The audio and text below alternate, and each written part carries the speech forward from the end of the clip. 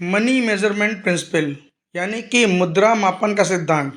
मतलब कि जो भी सौदे हैं, अगर वो पैसे में मापे जा सकते हैं, मुद्रा में उनका मूल्यांकन हो सकता है, तभी उन सौदों की एंट्री हम खाता पुस्तकों में करते हैं। जो सौदे मुद्रा में नहीं मापे जा सकते, उनका व्यापार की खाता पुस्तकों में लेखा नहीं किया जाता है। Transactions or events which can only be measured in money terms are recorded in the books of account. In other words, transactions which cannot be measured in money terms are not recorded in the books of account. Even such transactions are important to business, such as honesty of manager, skill of managers, यानी कि भले ही आपका manager बहुत ईमानदार हो, बहुत गुणवान हो, लेकिन इसका कोई मौद्रिक मूल्यांकन नहीं है, इसलिए इस बात का कोई लेखा खाता पुस्तकों में नहीं हो सकता। संक्षेप में हम ये मान सकते हैं कि मनी मेजरमेंट प्रिंसिपल है, उसका पूरा जो ध्यान है वो क्वांटिटी एस्पेक्ट मनी टर्म्स में जो हैं उन पर रहता है, ना कि क्वालिटेटिव एस्पेक्ट पर। In brief, we can say that money measurement principle focuses on quantity aspect in money terms rather than qualitative aspect. अब आगे देखिए, ट्रांजैक्शन और events which can only be measured in money terms. इसका उदाहरण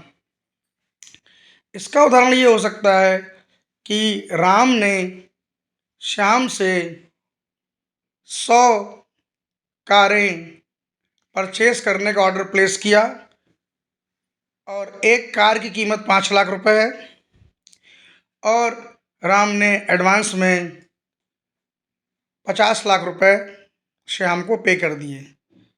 तो यहाँ पर देखिए, जो ऑर्डर दिया है वो तो 100 कारों का दिया है और एक कार 5 लाख रुपए की है, टोटल वैल्यूएशन 500 लाख हुआ, लेकिन एडवांस पेमेंट कितना किया है? सिर्फ 50 लाख।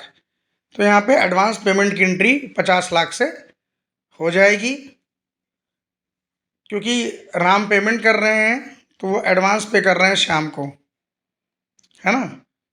अब देखिए, दूसरा हम बात समझते हैं, transactions which can not be measured in money terms. अब अगर इसी एग्जाम्पल में हम ये मान लेते कि राम ने 500 कार खरीदने का ऑर्डर श्याम को दिया है, सिर्फ इतनी बात होती और कोई एडवांस पेमेंट ना किया होता, तो इस बात की कोई एंट्री नहीं होती, क्योंकि ऑर्डर कोई ट्रांजैक्शन नहीं है, उसकी एंट्री नहीं होगी। वैल्यूएशन 100 कारों का जो हमने निकाला 5 लाख से 500 लाख है, वो सही है, लेकिन क्योंकि कोई एडवांस पेमेंट नहीं हुआ है, इसलिए इस बात की कोई एंट्री नहीं होगी। तो जब तक ट्रांजैक्शन में कोई मॉनेटरी वैल्यूएशन नहीं होगा, तब तक उसकी कोई एंट्री बुक्स ऑफ अकाउंट में नहीं होगी। तो यही मनी मेजरमेंट प्रिंसिपल है।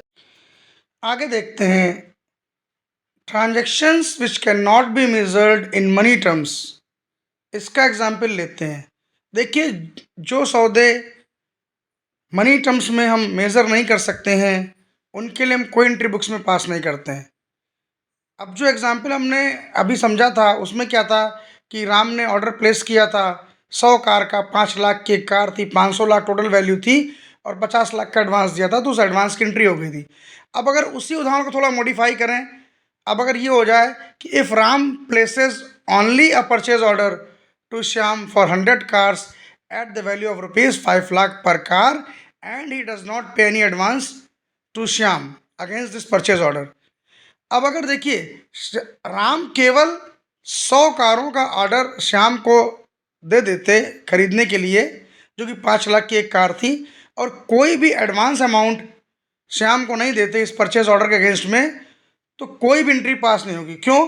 क्योंकि no entry will be pass for this purchase order since a order in itself is not a complete transaction unless any advance amount is not given for such order. कहने का मतलब है कि order अपने आप में कोई ट्रांजैक्शन नहीं होता, इसलिए ऑर्डर की कोई भी एंट्री बुक्स ऑफ अकाउंट में पास नहीं की जाती जब तक कि उस ऑर्डर के साथ कोई एडवांस अमाउंट पे ना किया गया हो। तो एंट्री हमेशा एडवांस अमाउंट की पे होगी, ना कि ऑर्डर की। यहाँ पर ध्यान दीजिए, देखिए 100 कारों का ऑर्डर है, एक कार 5 लाख की है, तो 500 लाख टोटल कारों का वैल्यूएशन तो है, लेकिन कोई भी एडवांस अमाउंट पे नहीं हुआ है। तो ये 500 लाख का वैल्यूएशन जो है ऑर्डर का, इसकी कोई एंट्री पास नहीं होगी। एंट्री पास होती है एडवांस पे करने की, इसलिए यहाँ पर कोई एंट्री पास नहीं होगी। तो समझिए, merely an order is not to be considered as transaction.